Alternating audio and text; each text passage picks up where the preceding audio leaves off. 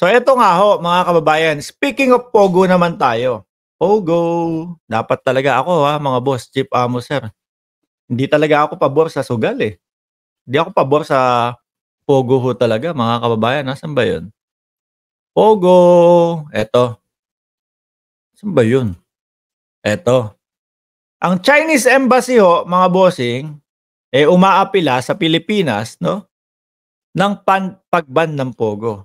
Sabi ko, para sa akin kasi mga kababayan, nung kabataan ko, ang pagsusugal, kumbaga, nadaan din tayo diyan sa bisyo na poker. Ayan, mga boss.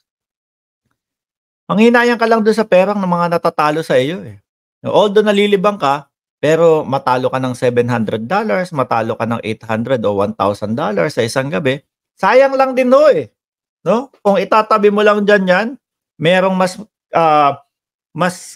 kumbaga, magandang kauukulan yang pera na yan. Pero eto naman po, yung Pogo naman po kasi ang operation nito dito sa Pilipinas pero bato sa China yan, mga kababayan. China appeals to PH to ban Pogos, no? Hindi nga makapagpatayo ng mga ganito sa China eh dahil bawal eh. Sino ba kasi nagpapasok nitong Pogo na to noong 2016, mga bossing? Kaya nagsikalat itong mga Pogo na to na ang sinasabi malaking tulong ang Pogo doon sa Pogo eh. Malaking tulong ang Pogo sa ating mga tax na maidadagdag sa kaban ng bayan. Mamukat-mukat mo, yung iba hindi nagbabayad ng tax, yung iba walang mga lisensya. Oh. Di ba? So, tapos sinabi pa, madaming Pilipino ang mga magkakaroon ng trabaho dahil dito sa Pogo na to. Makita-kita mo yung mga Chinese pinapadala dito sa Pilipinas para yun yung mga trabahante nila. Oh. The vast majority of Chinese citizens involved in these cases are victims of the Philippine offshore gambling industry. Kasi ang ginagawa nila dyan, mga kababayan, kumbaga mga illegal recruiters din po. Sasabihin, ganito, sa ganyang ka magtatrabaho. May pagtatrabahuan kang kumpanya na maganda, ang sweldo, maayos, mababait ang amo, tapos ang bagsak doon sa Philippine offshore gambling industry, mga kababayan. Which is, kita naman po natin kung ano ang mga ginagawa sa kanila. Yung iba talagang halos kulay ube na yung buong likod. No, kakahataw, kakahampas, kakapalo ng mga baseball bat at kung ano-ano pa. At may mga latigo at may mga pangoryente pa, mga kababayan. No?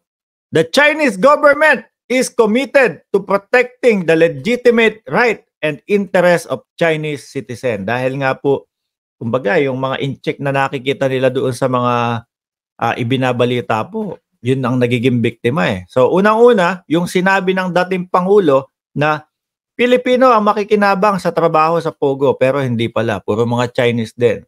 No, mabuti na lang din ho, mga kababayan. Dahil, kumbaga, mga boss Chief Amo sir, tignan nyo naman po yung mga nangyayari doon sa mga Chinese na ginugulpi doon sa loob ng Pogo. Sir Brian Guanco, salamat po sa inyong super sticker. Makita mo naman yung mga ginagawa doon sa mga trabahante, mga kababayan. Talagang kawawang kawawa ho. So siguro nakikita ng Chinese ng gobyerno ng in-check na mga citizen din namin ang kawawa dyan eh. Ano? Itigil nyo na lang. No? Umaapila kami na itigil na lahat yan. Which is yun din po ang sinisigaw natin, mga kababayan. We appeal to the Philippines to ban Pogo at an early date so as to root out this social ill. Mga bossing, totoo, salot po yan, mga kababayan. Kawawa po yung mga nabibiktima niyan.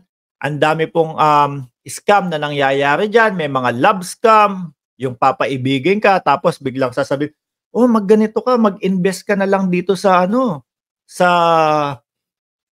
yung mga pyramid scamming na ganyan, mag-invest ka na lang dito sa ganito, ganyan. Dali na ang pera, kawawa din ho, mga kababayan. Kaya yung iba may mga helicopter ho no.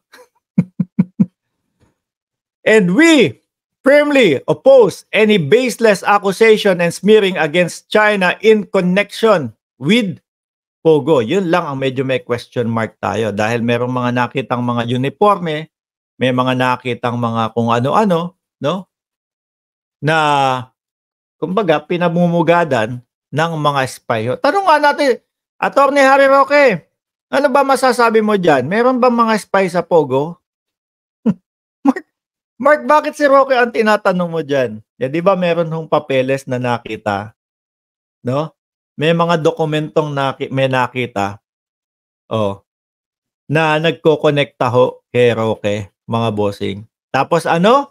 Ano ang dahilan ni Roque? Bakit daw may papel doon ho, mga kababayan? Kasi baka nakitira daw yung dati niyang empleyado daw ho, nalaman-laman niya, nag-aaral bandang Pampanga. Pampanga ba? Kung di ako nagkakamali, Porac. Oh. Baka daw ho nakatira sa Pogo. Baka daw ho nakitira sa Pogo. Tapos yung dokumento naitago, nadala doon sa loob ng Pogo. Galing oh. Natuwa ako doon sa dahilan ni Roque na yon, mga kababayan. Sabi, Attorney Harry Roque, pwede bang maipaliwanag ninyo ito? No, kasi nandiyan nakita sa loob ng Pogo na merong papeles na kumbaga may pirma, anything na magpapatunay na nakasama ka dito sa papeles na ito, sabi ni Roque. Alam niyo po mga kababayan, dati ko kasing empleyado. Nalaman ko po, mga bossing, nag-aaral yan. Nag-aaral yan. Baka ho, nakitira doon sa loob ng Pogo. ang cute naman ni Attorney Roque na mag-explain. Siguro, nagulat siya, bigla siya tinawagan. Attorney, hihingan lang po namin kayo ng kumbaga instant, kaya si Inday Sara Duterte, talagang hindi daw pwede talaga sa ganyan Yung mga instant na mga tanungan, mahirap Kagaya ho nito, mga bossing, yung mga instant natin na live stream. Ang nakakatakot ho dito, yung baka magbigkas tayo ng mga word na pwedeng ikaso sa atin. Alam niyo po yun, mahirap po talaga yung biglaan. Siguro, ang tingin ko dito, tinawagan si Roque, Attorney, gusto lang naming humingi ng inyong panig. Tungkol po doon sa may nakitang papeles na kumbaga nag-uugnay sa inyo doon sa papeles na yon. At nakita ho ito sa loob ng Pogo. Sino ba yan? Nagtanong siguro si Roque, sino ba yan? Ito po ang pangalan dati kong empleyado yan. Siguro, syempre, instant comment siya nalaman ko nag-aaral yan sa diyan, bandang malapit diyan. Baka nakitira sa Pogo.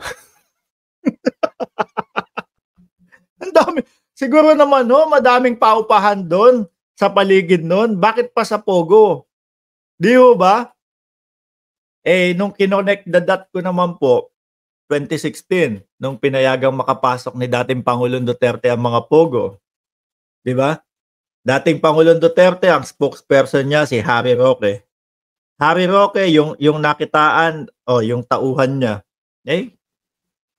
baka tama yung pag-connect ho, mga bossing. Yummy Lies, Ma'am Chris Rowe, shoutout sa iyo. Lance Mark Tadok, baka sideline ng empleyado ng Pogo na iwan yung mahiwagang papeles ni Doraemon. Huwag daw bigyan ng malisya.